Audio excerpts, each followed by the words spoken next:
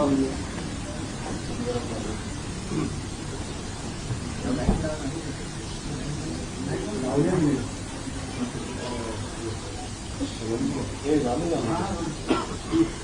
दिन के बाद साहेब, बहुचर्चित बहुप्रतीक्षित शिवसेना उद्धव बाळासाहेब ठाकरे आणि मनसे जागा वाटप अंतिम झालं असल्याची माहिती मिळते. पूर्ण झालंय. एबी फॉर्मचंही वाटप सुरू झालं. हो, शिवसेना आणि मनसे, माननीय उद्धव ठाकरे आणि माननीय राज ठाकरे यांच्यामध्ये जागा वाटपाचा प्रश्न नव्हताच ना, नाहीच आहे.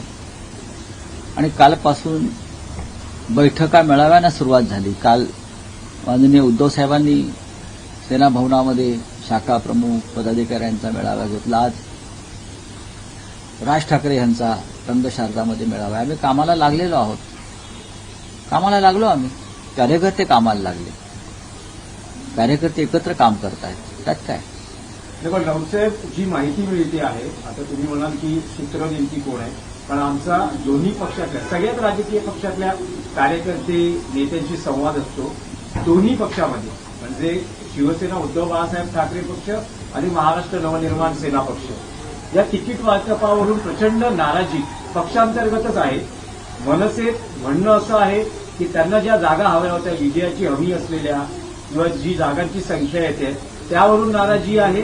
आणि शिवसेनेत ज्या उमेदवारांना प्राधान्य किंवा ज्या उमेदवारांची अगदी शिफारस केली होती, जागा मागितल्या होत्या, त्यांना मिळाल्या नाहीत, त्यामुळे प्रचंड नाराजी आहे. आणि दोन्ही ठाकरेंपुढे आव्हान असेल ही नाराजी शमवणं आणि बंड होऊ नये यासाठी प्रयत्न करणं.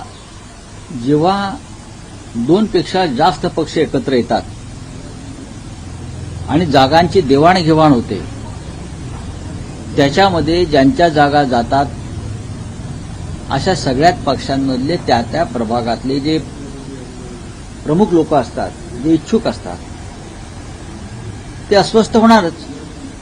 मग ते काँग्रेस पक्षात असतील, राष्ट्रवादी काँग्रेस पक्षात असतील, शिवसेनेमध्ये असतील, शिंदे गटामध्ये असतील, भाजपमध्ये असतील.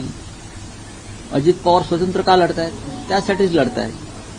पण कार्यकर्त्यांना समजावून सांगून ही लढाई महाराष्ट्राची, मुंबईची आहे आणि कार्यकर्ते 100% माननीय उद्धव ठाकरे व राज ठाकरे यांचं ऐकतील. तरीही कोणाला असं वाटतं की नाही, माझ्यावर अन्याय झाला, थोडाफार तो राग व्यक्त करतो आणि त्याला राग व्यक्त करण्याचा पूर्ण अधिकार आहे. पण आतापर्यंत असं कुठे झालंय असं उघडपणे ते दिसत नाही मला. तुमची सूत्र सांगतायत, त्या सूत्रांशी आम्ही चर्चा करू की तुम्हाला कुठे दिसलं सगळं. पण संपूर्ण महाराष्ट्रामध्ये आणि मुंबईमध्ये या क्षणापर्यंत लोक काय रस्त्यावरती आलेले नाहीयेत ना. जसं शिंदे गटात चाललेलं आहे, ठाण्यात, मुंबईत राजीनामा सत्र सुरू आहे, तसं अजूनपर्यंत आमच्याकडे कुठे दिसत नाही. आम्ही कार्यकर्त्यांना विश्वासात घेऊन प्रत्येक गोष्ट सांगण्याचा प्रयत्न करतो. उमेदवारी अर्ज दाखल करण्यासाठी अजूनही 48 तास आहे ना, उद्याचा दिवस आहे ना. तर अशा वेळेस जे नाराज आहेत, बंड होऊ शकतं असं म्हटलं जातं आहे, अशांची बंडाची नाराजी कशी दूर करणार? हे काय 1857चं बंड आहे का? नाही, बंड कशाला म्हणतात? हे 1857चं बंड आहे का? देशासाठी, क्रांतीसाठी नाही ना. हा प्रत्येकाचा व्यक्तिगत निर्णय असतो. ज्या पक्षानं आपल्याला 40 वर्ष बरंच काही दिलं आहे, एखाद्या वेळेस तो पक्ष एखाद्या क्षणी नाही देऊ शकत. अशा वेळेला कुणाला मी बंड करतो असं वाटत असेल त्याला बंड म्हणत नाही. आता शिंदे गट पण म्हणतो ना आम्ही बंड केलं. कसलं बंड केलं? घंटा कसलं बंड केलं? जाऊन बुटच चाटतायत ना भाजपवाल्यांचे. कसलं बंड कसलं? बंडाची व्याख्या समजून घेतली पाहिजे. वैचारिक बंड असतं, देशासाठी बंड असतं, क्रांतीचं बंड असतं. तो एखाद कोणीतरी वेगळा निर्णय घेतो, त्याला बंड म्हणणं हे चुकीचं आहे. उमेदवार जाहीर झालेले आहेत, त्यामध्ये बऱ्याच नेत्यांच्या, आमदारांच्या मुलांना देखील नाही, त्यात चुकीचं काही नाही. प्रभूंचा मुलगा अनेक वर्ष युवा सेनेचं काम करतो आहे. तरुणांना संधी द्यायची नाही का? ही घराणेशाही कुठे आहे? आमच्यासारखे लोक असं मानतात की ठीक आहे, कार्यकर्त्यांना संधी मिळायला पाहिजे. पण अनेक आमदारांची जी मुलं आहेत ती अनेक वर्ष युवा सेनेच्या माध्यमातून जर काम करतायत, पक्षात महाराष्ट्रात जाऊन काम करतायत, मुंबईत नाही, अशा तरुण कार्यकर्त्यांना संधी दिली नाही तर पक्ष पुढे जाणार कसा? ही तरुणांची संघटना जेव्हा मानतो तेव्हा आता आमच्या पिढीनं मागे राहिलं पाहिजे आणि तरुणांना संधी दिली पाहिजे. यादी जाहीर कधी करणार? आणि आमच्यात यादी जाहीर करण्याची पद्धत नाही. स्टार प्रचारकांच्या बाबतीत आम्ही सगळे स्टार प्रचारक आहोत. नाही, राऊत साहेब, अजून चित्र स्पष्ट झालेलं नाहीये. काय? पुण्यात चित्र अजून स्पष्ट झालेलं होईल ना, जास्त व्हायलाच पाहिजे ना. कारण काल रात्री मॅरेथॉन बैठकीला नेहरू होते, तिकडे स्थानिक पदाधिकारी होते. पण पुण्यामध्ये काँग्रेससोबत तुम्ही जाणार का? पुण्यामध्ये 3 पक्ष 4 पक्ष एकत्र आहेत. थोडा वेळ लागला. आज दुपारी 1 वाजेपर्यंत चित्र स्पष्ट होईल. राऊतसाहेब, महाराष्ट्राच्या राजकारणात आणखी एक नवी युती पाहायला मिळते, जे लोकसभेला होऊ शकलं नाही, जे विधानसभेला होऊ शकलं नाही, ते मुंबई महापालिका काँग्रेस आणि वंचित बहुजन आघाडी यांच्यामध्ये युतीचा आपल्याला फॉर्म्युला किंवा एक नवं समीकरण पाहायला मिळते. वंचितसाठी जवळपास 65 जागा काँग्रेसनं सोडलेल्या आहेत. आम्ही या युतीचं स्वागत केलेलं आहे. प्रकाश आंबेडकर आणि त्यांची वंचित बहुजन आघाडी ठीक आहे, ते आमच्याबरोबर नसतील आले, किंबहुना लोकसभेला त्यांचा काँग्रेसशीच वाद होता.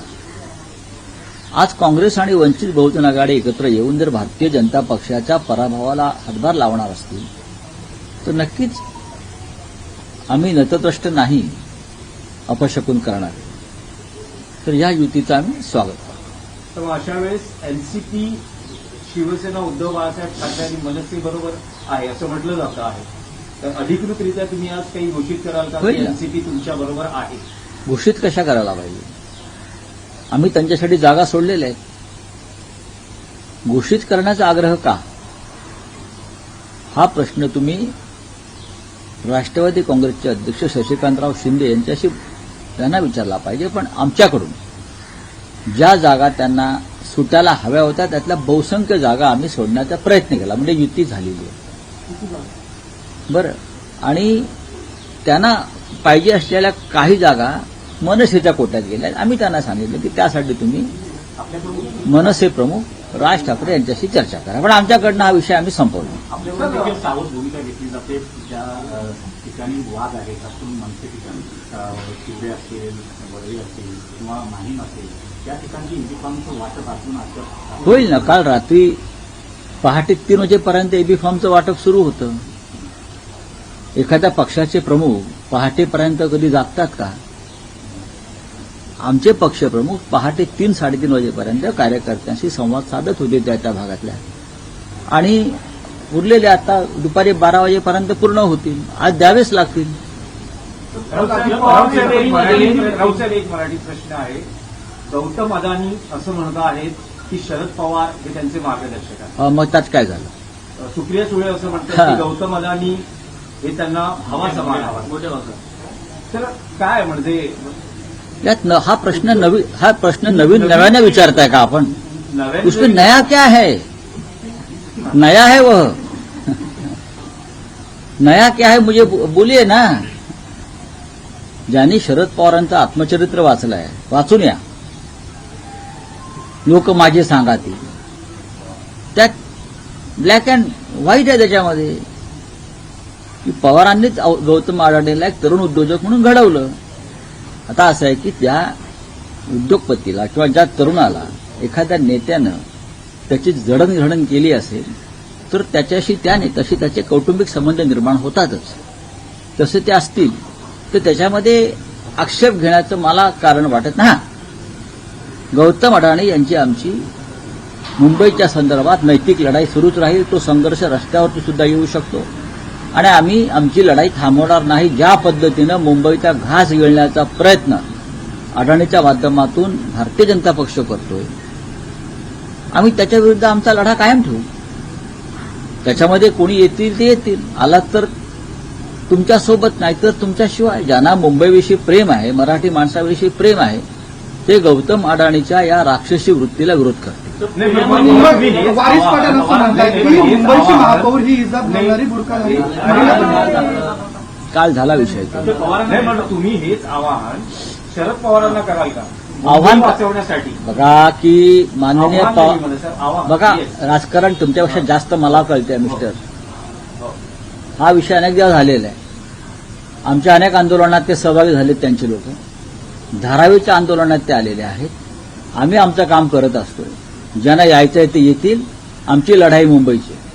ज्यांना मुंबई महाराष्ट्रात राहावी असं वाटत असेल ते सर्व घटक येतील. अॅडव्होकेट प्रकाश आंबेडकर येतील, कम्युनिस्ट येतील, आलेलेच आहेत. शेतकरी कामगार पक्ष आलेला आहे, काँग्रेस पक्ष आलेला आहे. अजून कोण पाहिजे? भारतीय जनता पक्ष अडाणींचा आणि व्यापाऱ्यांचा मिंधा पक्ष आहे. ते येणार नाही.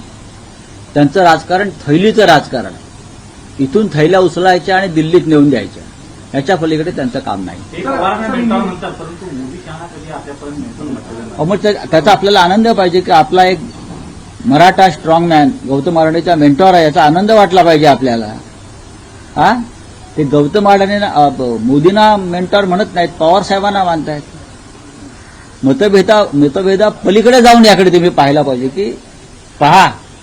शिवसेनेला आनंद आहे. नाही, आमचा आनंदाचा प्रश्न नाही. पुण्यामध्ये जवळपास पिंपरी असेल किंवा मराठी होते सर.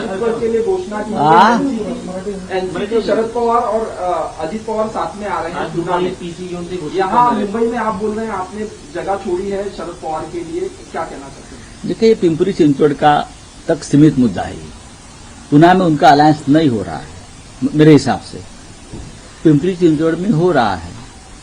अब जवाब उनको देना है ना. आप बीजेपी के साथ जा रहे हो, जवाब अजीत पवार को देना है, बीजेपी को, उनके बॉस अमित शाह को.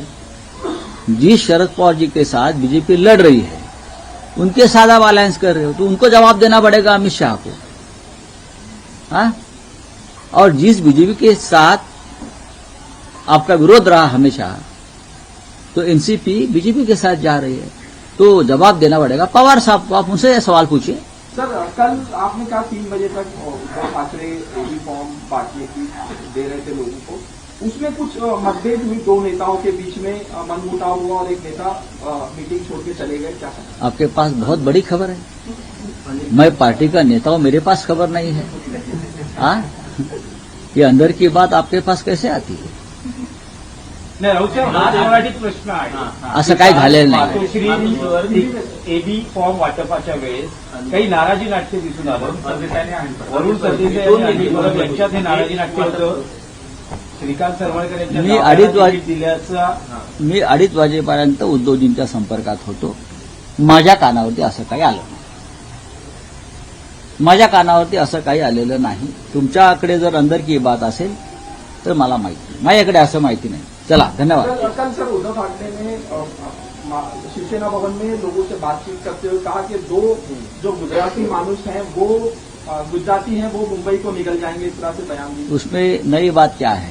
बार बार उद्धव जी बात करते आए हैं. 2 बेच रहे हैं और 2 खरीद रहे हैं, लेकिन मुंबई का सौदा हम नहीं होने देंगे. चाहे आप कुछ भी करो, हम जान की बाजी लगाएंगे, लेकिन मुंबई का सौदा हम नहीं होने देंगे. यही हमारा एजेंडा है इस बीएमसी चुनाव का.